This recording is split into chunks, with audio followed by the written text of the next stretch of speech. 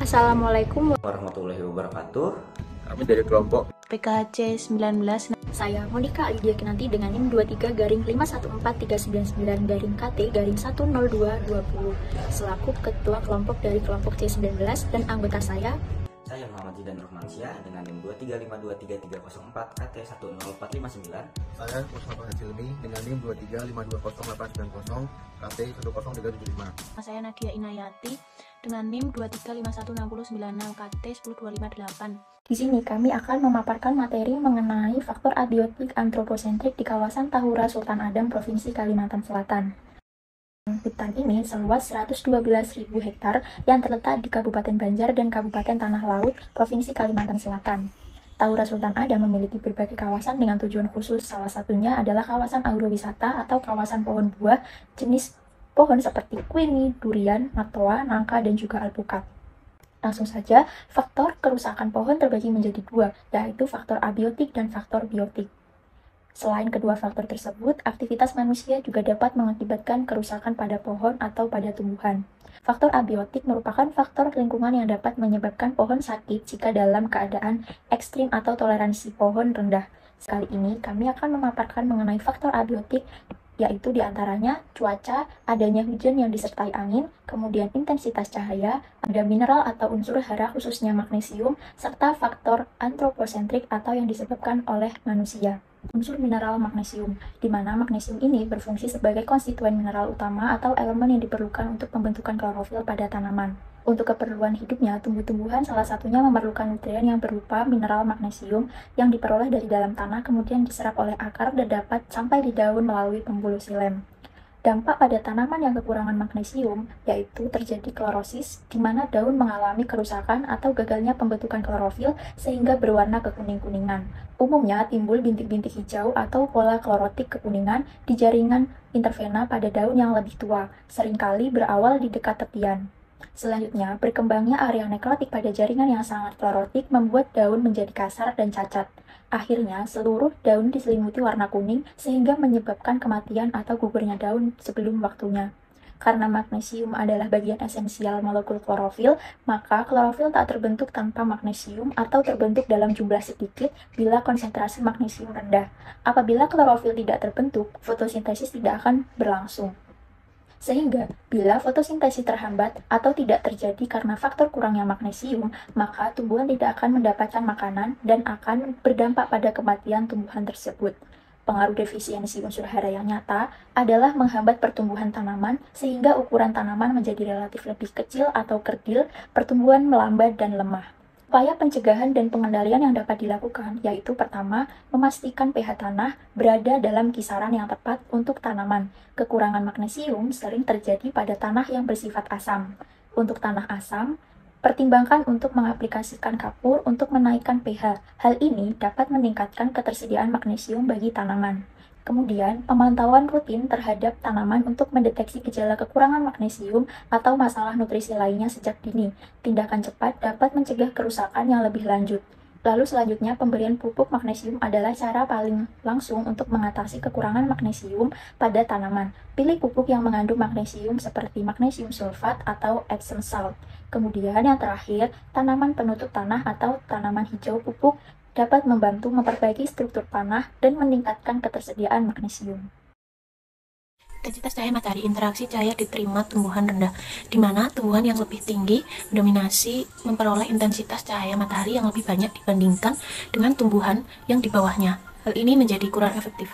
Peristiwa ini menyebabkan hormon auksin tidak dapat terdegradasi atau terurai dengan baik. Dampaknya adalah pembentukan klorofil terhambat atau sering disebut etiolasi.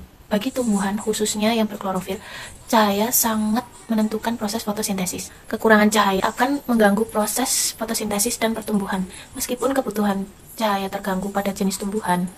Selain itu, kekurangan cahaya saat perkembangan berlangsung akan menimbulkan gejala etiolasi, di mana batang kecambah akan tumbuh lebih cepat, namun lemah dan daunnya berukuran kecil, tipis, dan berwarna pucat atau tidak hijau. Gejala etiolasi tersebut disebabkan oleh kurangnya cahaya atau tanaman berada di tempat yang gelap. Cahaya juga dapat bersifat sebagai penghambat atau inhibitor pada proses pertumbuhan. Hal ini terjadi karena dapat memacu difusi auksin ke bagian yang tidak terkena cahaya. Cahaya yang bersifat sebagai inhibitor tersebut disebabkan oleh tidak adanya cahaya sehingga cepat memaksimalkan fungsi auksin untuk penunjang sel-sel tumbuhan. Sebaliknya, tumbuhan yang tumbuh di tempat yang menyebabkan tumbuhan tumbuh lebih lambat dengan kondisi relatif pendek, lebih lebar, lebih hijau, tampak lebih segar, dan batang kecambah lebih kokoh. Lebih lanjut, adanya sinar matahari merupakan sumber dari energi yang menyebabkan tanaman dapat membentuk gula.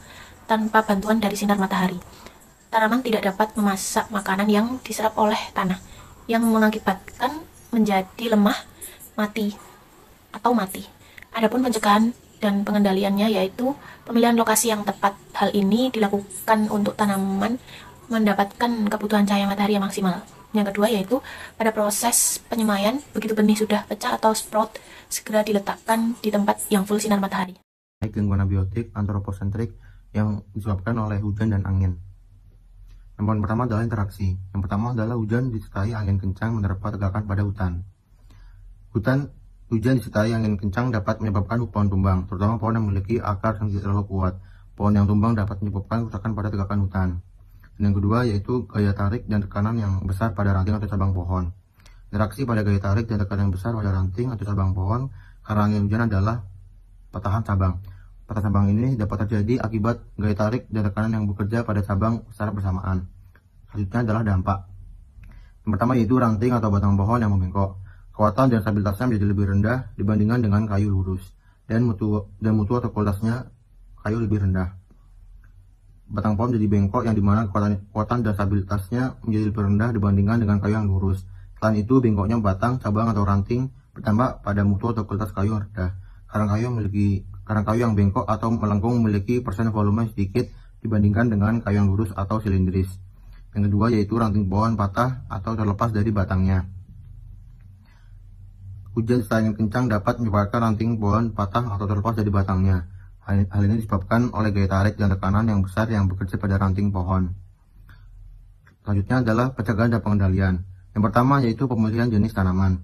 Jenis tanaman yang dipilih haruslah jenis tanaman yang kuat dan tahan terhadap angin dan hujan, seperti pohon cemara, jati, dan mahoni, dan masih banyak lagi.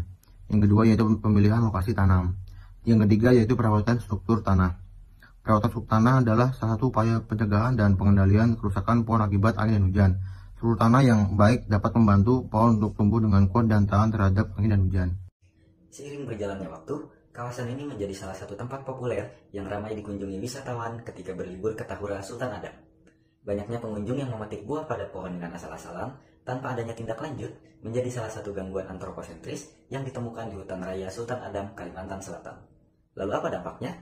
Pengunjung yang tanpa pengawasan seringkali memetik buah dengan asal-asalan menyebabkan kerusakan atau cacat pada bagian pohon. Lalu mengapa bisa terjadi hal seperti ini? Yaitu dikarenakan ketidakpahaman para pengunjung tentang cara yang benar dalam memetik buah dan dampak dari pemetikan yang tidak tepat. Hal ini yang sering menyebabkan banyak pohon berbuah yang mengalami kerusakan pada bagian pohonnya. Terlebih, pengunjung yang datang ke agrowisata ini diperbolehkan memetik sendiri buah-buahan yang ada di lokasi ini. Biasanya, para wisatawan ramai berkunjung ketika akhir pekan tiba. Intensitas pengunjung yang datang seringkali lebih tinggi daripada hari biasanya, menyebabkan kawasan kelelahan dan kewalahan dalam mengawasi pengunjung. Ada beberapa rencana pencegahan dan pengendalian yang dapat diupayakan atas peristiwa ini, diantaranya yang pertama, penyuluhan terhadap masyarakat tentang cara yang benar dalam memetik buah yang ada di lokasi. Diharapkan dengan pemahaman masyarakat yang meningkat atas hal ini dapat meminimalisir terjadinya pemetikan yang asal-asalan pada pohon. Yang kedua, menciptakan suatu aturan dan pemberian sanksi terkait pemetikan mandiri oleh pengunjung. Dengan dibuatnya aturan dan sanksi, untuk para pengunjung diharapkan pohon dan vegetasi berbuah di lokasi ini lebih terjaga. Dan yang terakhir, melakukan pengawasan rutin dan lebih sering saat pengunjung sedang ramai-ramainya untuk memantau dan memastikan bahwa pengunjung melakukan pemetikan dengan cara yang sesuai aturan dan tidak merusak pohon. Sekian dari kami. Terima kasih. Wassalamualaikum warahmatullahi Wabarakatuh.